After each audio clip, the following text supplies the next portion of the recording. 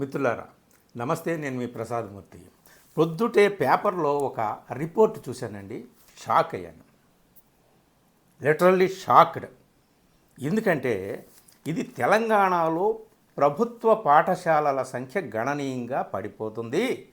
అదే క్రమంలో ప్రైవేటు బడుల సంఖ్య, ప్రైవేట్ స్కూల్స్ సంఖ్య గణనీయంగా పెరుగుతూ ఉంది.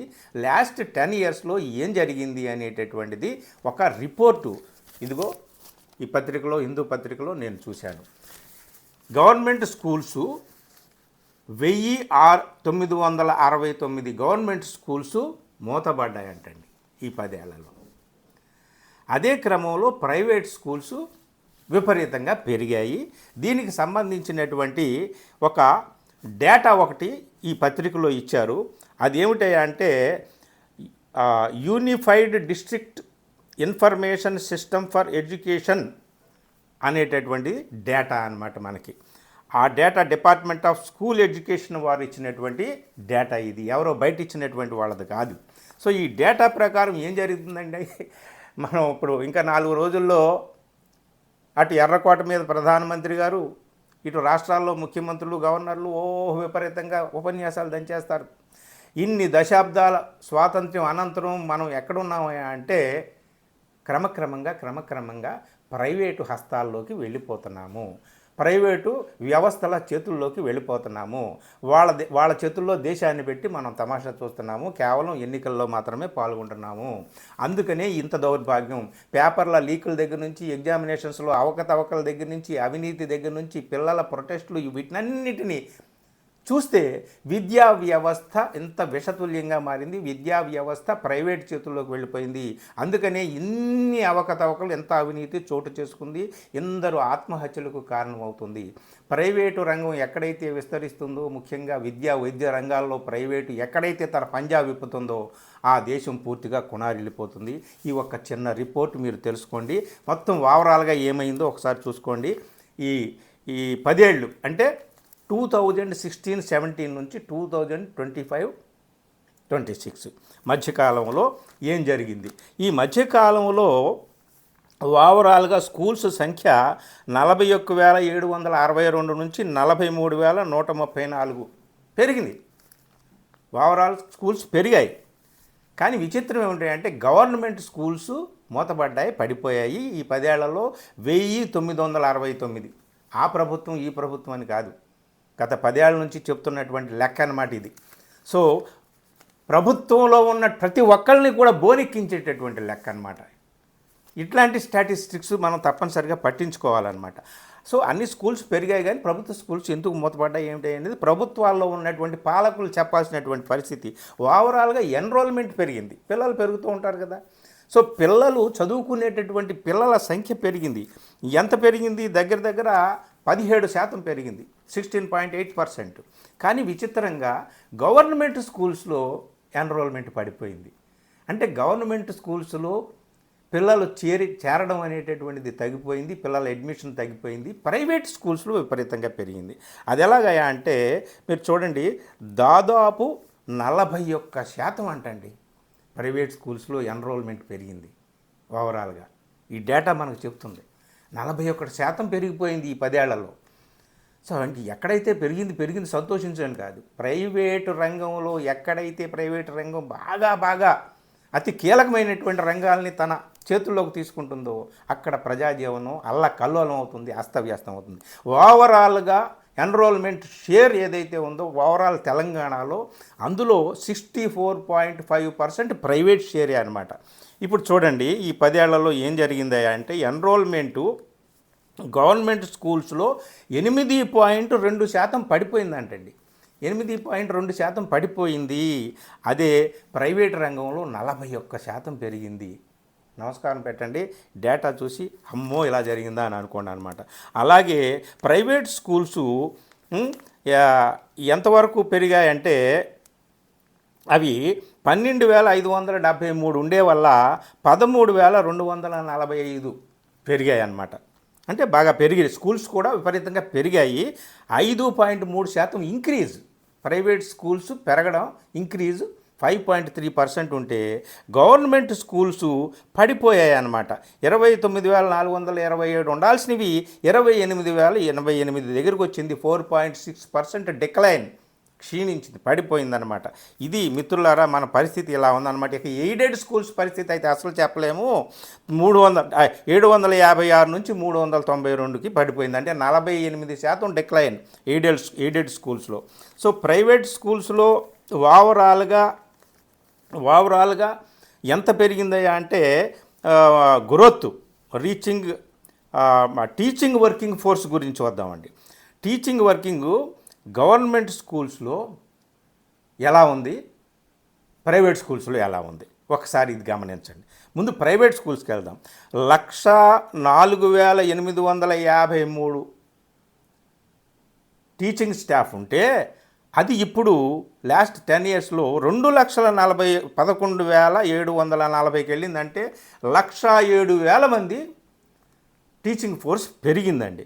కానీ అదే గవర్నమెంట్ రంగంలో, గవర్నమెంట్ పాఠశాలలో చూస్తే ఆ పర్సంటేజీ నామమాత్రంగా మాత్రమే ఉంది. అంటే కేవలం చూడండి 156,178 మంది టీచింగ్ ఫోర్స్ ఉన్నారు ఇప్పుడు. అది 133,124 నుంచి అంటే 23,000 మాత్రం పెరిగింది. అక్కడేమో ప్రైవేట్ స్కూల్స్లో 107,000 మంది టీచింగ్ ఫోర్స్ పెరిగారండి. సో ఓవరాల్గా ఒక రివర్స్ అన్నమాట. అంటే ప్రభుత్వ రంగానికి ప్రైవేట్ రంగానికి ఒక రివర్స్లో గ్రోత్ ఉంది. అటు ప్రైవేట్ రంగంలో గ్రోత్ విపరీతంగా ఉంది, ఇటు ప్రభుత్వ పాఠశాలల్లో ఫాలింగ్ అనేటటువంటిది, పతనం అనేటటువంటిది దారుణంగా తయారైంది అనేటటువంటిది చూసుకోవాలన్నమాట. ఓవరాల్గా 2016-17 when గవర్నమెంట్ స్కూల్స్ టీచర్స్కి సంబంధించి, ఎయిడెడ్ టీచర్స్కి సంబంధించి ఇప్పుడు మనం చెప్పుకున్నాం కదా. సో నామమాత్రంగా అంటే స్కూల్సే లేకుండా ఇంకా టీచర్ల సంఖ్య ఇంకా ఏం పెరుగుతుంది, పెరగదు కదా. సో ఓవరాల్గా ఇది చూసుకోండి, ఎన్రోల్మెంట్ అనేటటువంటిది దారుణంగా పడిపోయింది. గవర్నమెంట్ స్కూల్స్లో, ప్రైవేట్ స్కూల్స్లో విపరీతంగా పెరిగిందండి. సో ఈ ఓవరాల్గా మనం చూడాల్సినటువంటిది ఏమిటయ్యా అంటే 35.1 లక్ష నుంచి 49.5 లక్షల సంఖ్యకి స్టూడెంట్స్ ఎన్రోల్మెంట్ పెరిగింది ప్రైవేట్ స్కూల్స్లో. అంటే 41%. ఇంతకు చెప్పుకున్నాం, ఓన్లీ పర్సంటేజ్ చెప్పుకున్నాం కదా. గవర్నమెంట్ స్కూల్స్లో 28.9 లక్షల నుంచి 26.5 లక్షలకు స్టూడెంట్స్ సంఖ్య పడిపోయిందనమాట. అంటే ఇది డిక్లైన్ 8%, క్షీణత, పతనం 8%. ఓవరాల్గా మిత్రులారా ఈ డేటా మనకు చెప్తున్నది ఏమిటయా అంటే ప్రభుత్వాలు వాళ్ళు ఎవరున్నా సరే, లాస్ట్ 10 ఇయర్స్లో ఒక గవర్నమెంట్ లేదు కదా. సో ఇక్కడ ఇది తెలంగాణలో పరిస్థితి. ప్రభుత్వంలో ఎవరున్నా సరే, పార్టీలు ఎవరు పరిపాలించినా సరే, వాళ్ళు ప్రభుత్వ రంగాన్ని పట్టించుకోలేదు, ప్రజాజీవనాన్ని పట్టించుకోలేదు. సామాన్యుడు ప్రైవేట్ రంగం వైపు వెళ్ళడం, సామాన్యుడు ప్రైవేట్ స్కూల్స్ వైపు వెళ్ళడం అనేటటువంటి ఒక అనివార్య పరిస్థితిని వీళ్ళు కల్పించారు. తద్వారా ప్రైవేటు వ్యాపారులకు మేలు చేశారు తప్ప సాధారణ ప్రజలకు వీళ్ళేమీ మేలు చేయలేదు. ఎవరో కేజ్రీవాల్ లాంటి వాళ్ళు ఢిల్లీలో గవర్నమెంట్ స్కూల్స్, విద్యా వ్యవస్థ, వైద్య వ్యవస్థని వాళ్ళు బాగు చేశారు కాబట్టి అందరూ కూడా ప్రైవేట్ స్కూల్స్ వదిలి గవర్నమెంట్ స్కూల్స్లోకి వచ్చారని అప్పట్లో చెప్పుకున్నారు. సరే, అక్కడ ఏం జరిగింది ఏమిటనేటటువంటిది మనకు అనవసరం. కానీ ఈ ఉపన్యాసాలు దంచేటటువంటి వాళ్ళు, ఇంత అభివృద్ధి మేము సాధించామని చెప్పేటటువంటి వాళ్ళు, రొమ్ములు బాదుకుంటూ ఆహా ఓహో మేము సాధించిన ప్రగతి ఇది అని చెప్పేటటువంటి వాళ్ళు మరి ఈ డేటా చూసి ఏం చెప్తారు? మీరు రెక్కలు ముక్కలు చేసుకొని జీవితాన్ని సాగించేటటువంటి అతి సామాన్యుడు, నిరుపేద కూడా ఒక ప్రైవేట్ స్కూల్కి తన బిడ్డను పంపించాల్సినటువంటి అనివార్య పరిస్థితిని కల్పించడం ద్వారా ఏం చేశారు? అతని సంపాదన కాదు, అతన్ని అప్పుల పాలు చేయడం అనమాట, అతన్ని నడ్డి విరిచేయడం అనమాట, వాళ్ళ జీవన ప్రమాణాలని కంప్లీట్గా పతనం అయిపోయినట్టు చేయడం అనమాట. అదే ప్రభుత్వ అధీనంలో స్కూల్స్, ప్రభుత్వ అధీనంలో హాస్పిటల్స్ ఇవి ఉంటే సామాన్యుడికి అంత భారం పడదు. ఈ రోజున విద్యార్థులు ఆత్మహత్యలు చేసుకుంటున్నారంటే కోచింగ్ సెంటర్లు పెరిగిపోయి, ప్రైవేటు విద్యా వ్యవస్థలు పెరిగిపోయి, అంతా ప్రైవేటీకరణ పెరిగిపోవడం వల్లే వీళ్ళ మీద అప్పుల భారం పడింది, వీళ్ళ మీద అధిక భారం పడింది. వాళ్ళు తద్వారా ఇక ఈ చదువు కొనడం అనేటటువంటిది చదువు కొనడంలాగా అయిపోవడంతో ఈ భారం పెరిగిందనమాట. కాబట్టి వీళ్ళు కళ్ళు తెరుస్తారా ప్రభుత్వాలు, పాలకులు కళ్ళు తెరుస్తారా? ఏం జరిగింది ఏమిటి, కనీసం ఇప్పుడైనా సరే మన ప్రభుత్వ విద్యా వ్యవస్థను పటిష్టం చేయాలంటే ఏం చేయాలి? ఎందుకు స్కూల్స్ తగ్గిపోతున్నాయి? ఎందుకు విద్యార్థుల సంఖ్య గవర్నమెంట్ స్కూల్స్లో పడిపోతుంది? ఎందుకు ప్రైవేట్ స్కూల్స్ పెరుగుతున్నాయి? మనం ఏం చేయాలి అంటే చాలా సింపుల్ లెక్క అనమాట. ఏం చేయాలంటే దాని మీద శ్రద్ధ చూపించాలి. ప్రైవేట్ స్కూల్స్ కంటే ఆ ప్రైవేట్ స్కూల్స్లో ఉండేటటువంటి విద్య కంటే, సౌకర్యాల కంటే అదనమైనటువంటి సౌకర్యవంతమైనటువంటి అన్ని అన్ని అన్ని అన్ని రంగాల్లో కూడా ఆ స్కూల్స్ని అంత చక్కగా రూపొందించాలి.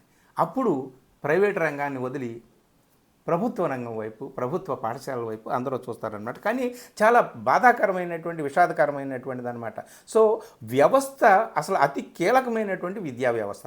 ఈ విద్యా వ్యవస్థలో ఇన్ని అవకతవకలు, ఇంత క్షీణత, ఇంత పతనం ఎప్పుడైతే నెలకొంటూ దశాబ్దాలుగా అలా అలా అలా అలా వస్తుందో, కొనారిల్లుతూ వస్తుందో, సో విద్యార్థులు ఇంత అన్రెస్ట్గా ఎందుకున్నారు, యువకులు ఇంత అన్రెస్ట్గా ఎందుకున్నారు, ఉద్యమం బాట ఎందుకు పట్టారు, మొత్తం వీళ్ళ విద్యార్థులు ఆత్మహత్యలు ఎందుకు చేసుకున్నారు, ఈ మొత్తం అన్నిటికీ కూడా ఈ ప్రైవేటీకరణ కారణం అన్నమాట. కాబట్టి ప్రభుత్వాలు ఏం చర్యలు తీసుకుంటాయి ఏమిటి అనేటటువంటిది ఉపన్యాసాలు కాదు, ఇప్పుడు కార్యాచరణ ముఖ్యము. ఇలాంటి డేటా ఒక్కటే మనల్ని హెచ్చరిస్తోంది. ఈ డేటా చేస్తున్నటువంటి హెచ్చరిక అదే, అయ్యా మీ ప్రభుత్వ రంగాన్ని కాపాడండి, ప్రజలను కాపాడండి, ప్రజల్ని, సామాన్య ప్రజలను తీసుకెళ్ళి అలాగ ప్రైవేటు చేతుల్లో పెట్టకండి. వాళ్ళు నలిగిపోతారు, చితికిపోతారు, పతనం అయిపోతారు, ప్రజలు బ్రతకలేరు, ప్రైవేట్ రంగంలోకి వెళ్ళిపోతే ప్రజలు బ్రతకలేరు అని చెప్పేసి ఇలాంటి డేటా మనకు చెప్తుందన్నమాట. చూద్దాం, పాలకులు ఇలాంటి డేటాలు చూసైనా సరే కళ్ళు తెరుచుకొని ముందు ముందైనా మరి కొంచెం తగినటువంటి చర్యలు తీసుకుంటారో లేదో చూడాలి. Thank you.